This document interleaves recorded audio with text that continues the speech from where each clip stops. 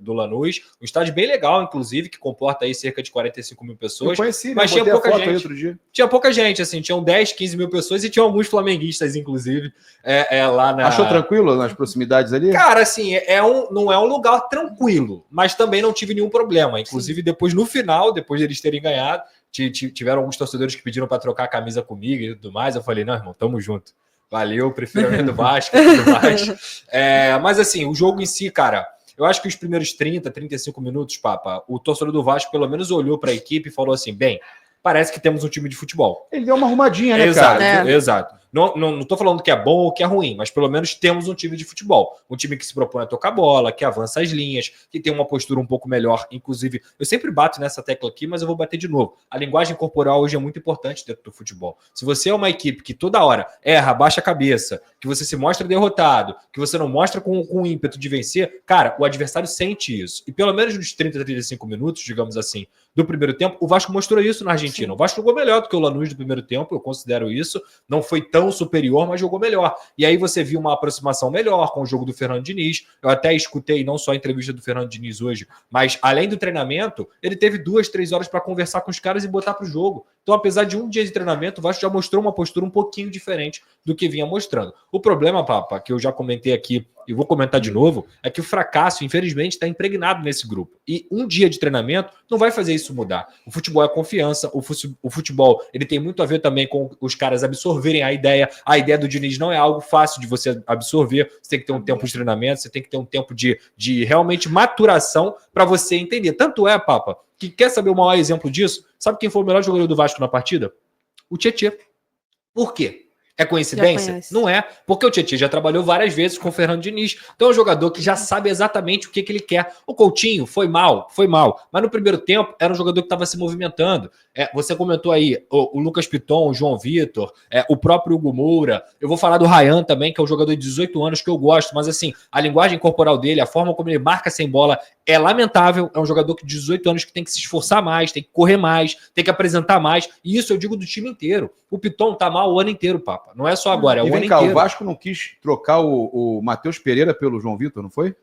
Cara, não foi bem isso, assim. Não foi bem isso. O Cruzeiro fez uma proposta pelo João Vitor, se eu não me engano, foi na casa ali dos 4, 5 milhões de euros. E o Vasco, naquele momento, não podia abrir mão do jogador, porque senão não teria outro zagueiro. Tanto é que, se for pegar as estatísticas, o João Vitor é o jogador que mais joga com a camisa do Vasco, junto com o Léo Jardim, junto com o Verratti. Então, assim, cara, naquele momento era muito ruim o Vasco trocar um zagueiro, por mais que o Matheus Pereira seja um ótimo jogador, e eu nem sei se a proposta era essa, era muito mais a proposta de compra realmente pelo João Vitor. Não tem como você entregar o João Vitor e não ter algo de retorno. Sim. Então, assim, cara, no final das contas, Papa, o que tá precisando nesse time do Vasco, além de técnica, tática e tudo mais, é uma recuperação de confiança. Porque eu vou falar mais uma vez aqui o que eu venho falando desde o início do ano. O elenco do Vasco não é ruim. Não é ruim a ponto suficiente de ficar tomando de 4 pro Puerto Cabede, de ficar perdendo pro Vitória com um a mais em campo, de não conseguir pelo menos fazer um gol no Lanús. O Vasco não fez um gol no Lanús, nem no jogo de ida e nem no jogo de volta. Não, e o gol que tomou foi ridículo. Uma bobeira, uma besteira. Não, o jogador ainda consegue furar a bola. 2 furam. Não, é inacreditável. Olha só, começa o seguinte, o Diniz conseguiu armar o time, cara, perfeito ali. Sim. A pressão e tal. Aí tem o chutão. Cara, perdeu na cabeça. Exato. Ok. Aí o Hugo, o Piton acha que o Hugo vai ter a posse da bola. Uhum. E aí ele pega e vai na direção do meio campo. Quando ele faz isso, acabou. Acabou, fica descoberto. O outro jogador já ganhou o corredor. Sim. É lançado. Ok. Ainda assim, se o João Vitor tá acompanhando o atacante, cara, quando o jogador do Lanús fura, dava muito tempo do João Vitor chegar. Cara, mas qualquer peladeiro tinha chegado naquela bola. E não correu para chegar. Correu. Ele ficou parado olhando. Era o melhor plano de sócio-torcedor. Enquanto o cara acompanhou e acreditou e fez o gol, o João Vitor ficou olhando. Exatamente. E se você for pegar a jogada do início, o Hugo Moura tá na frente da linha do meio campo. O primeiro volante do Vasco, que é um jogador que, teoricamente, ele tá ali para proteger a entrada da área, ele tava lá na frente. Por quê? Depois, piora, porque o Fernando Diniz, e aí eu vou falar aqui, pontuando, não dá para ficar criticando o Diniz de forma alguma, é só um alerta. O torcedor do Vasco, quem acompanha o Vasco, sabe desde o início do ano quais são as mazelas desse time. O Hugo Moura tem sido uma mazela. O Lucas Piton, infelizmente, na parte defensiva, tem sido uma mazela. E aí o Fernando Diniz toma uma decisão de colocar o Hugo Moura já amarelado como zagueiro. Eu vou falar novamente aqui, vou repetir. O Hugo Moura não é o André. Diniz, o Hugo Moura não é o André. O André é 10 vezes mais jogador do que o Hugo Moura. E mesmo assim, o André, em alguns momentos, ainda não conseguia desempenhar o papel que você pedia para ele. Ele fazia muito mais do sacrifício, porque tem ótima saída de bola, porque tem uma sustentação de posse muito boa também, e já entendia o seu jogo. E não à toa ele chegou até a seleção brasileira. Mas o Hugo Moura, ele é muito pior tecnicamente que o André, e para piorar, ele tá sem confiança. Então, obviamente, ele iria errar. Como ele errou, tomou o cartão vermelho e a partir daquele momento ali o jogo do Vasco acabou.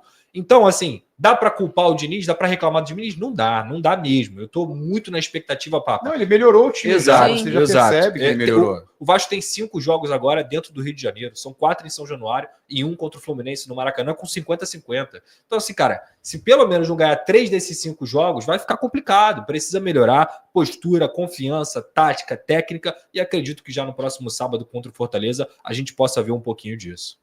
Cara, vocês viram a cara do Diniz quando ele percebe que tudo que ele planejou cai por terra com uma bobeira de bobeira. Os jogadores por desatenção, por não ter vontade para voltar, ficar ali parado, olhando para a vida. Sim. E aí você olha para a cara do Diniz e ele não acredito, cara. Tudo que eu planejei jogado por terra. O Diniz é um técnico muito expressivo, né? Então o que você mais vai ver dele... dentro de campo, ele ali, são as reações dele que entregam muito o que ele sente. Ele é muito expressivo. Ele olhando, tipo, não acredito, cara. E no segundo tempo, claramente, ele não sabia o que fazer.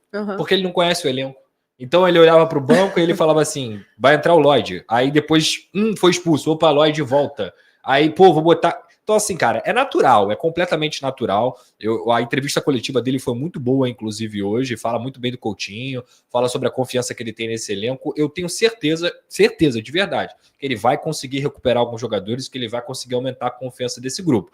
Resultado, aí é outra história. Eu acho que a temporada do Vasco não vai mudar em relação ao que já era do início do ano. Sul-Americana, você acha que... Acho difícil, Papa. Não classificação, mas ganhar a Sul-Americana. Não, classificação para segundo lugar, não é isso? Segundo lugar. O Vasco, assim, eu não espero que o Vasco perca para o Melgar.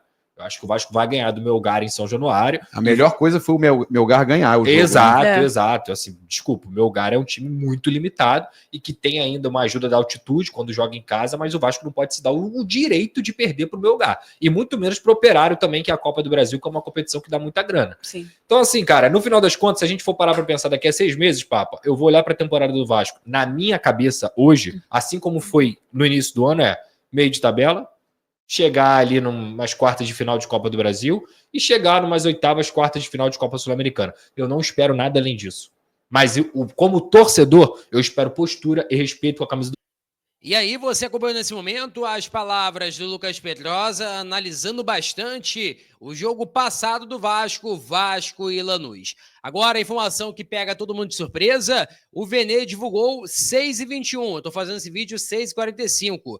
O Vasco e o volante Souza estão perto de rescindir de maneira amigável. As partes debatem o assunto há alguns dias, chegaram a um acordo e em breve vão assinar a rescisão. Portanto, Souza não vai ser mais jogador do Vasco. Agora rapaz, da leva que veio Souza, Coutinho e Alex Teixeira, um deles já está de saída do Vasco. O presidente vai carimbar, vai assinar para que Souza tome o seu rumo e não seja mais jogador do Vasco. É um alívio ali para a parte financeira do clube. Agora, mais uma informação importante do nosso parceiro Jonathan Santos, do BTB Esportes. Ele hoje esteve presente no CT Moacir Barbosa. Ele falou o seguinte, nas suas redes sociais do BTB. Não vem para o Vasco. Rodrigo Caetano não pretende assumir nenhuma função no Vasco nesse momento. O dirigente está totalmente dedicado às atividades com a seleção brasileira. Diante da negativa, o clube carioca já iniciou conversas com outros profissionais para preencher a função. Porém, tem uma reviravolta que pode acontecer nessa situação, que é Rodrigo Caetano vir para o Vasco. Por que eu falo isso? Saiu agora uma decisão que o Edinaldo vai ser afastado, né? Foi afastado. A decisão aqui foi publicada por diversos portais. Vou até aqui passar para vocês, a situação é a seguinte, quer ver? A situação do Edinaldo, que é muito séria, inclusive, né? Bem séria. A situação do Edinaldo É básico. Olha só que doideira, cara. Ó, Justiça afasta Edinaldo da presidência da CBF. O afastamento foi determinado no âmbito da Justiça do Rio de Janeiro após decisão do desembargador Gabriel Zéfiro, não sei como é que fala o nome dele. Então, a saída do Edinaldo pode desencadear uma mudança na CBF. E se caso acontecer essa mudança, pode ser que Rodrigo Caetano seja o novo diretor de futebol da equipe do Vasco da Gama. Peço a você que deixe o like, é muito importante para o nosso canal. Acione o sininho de notificação para não perder nenhum conteúdo. Nossa meta é alcançar o mais rápido possível 60 mil, conto muito com a sua ajuda e também com a sua moral. Vou ficando por aqui, valeu, tamo junto e é nóis! Fui!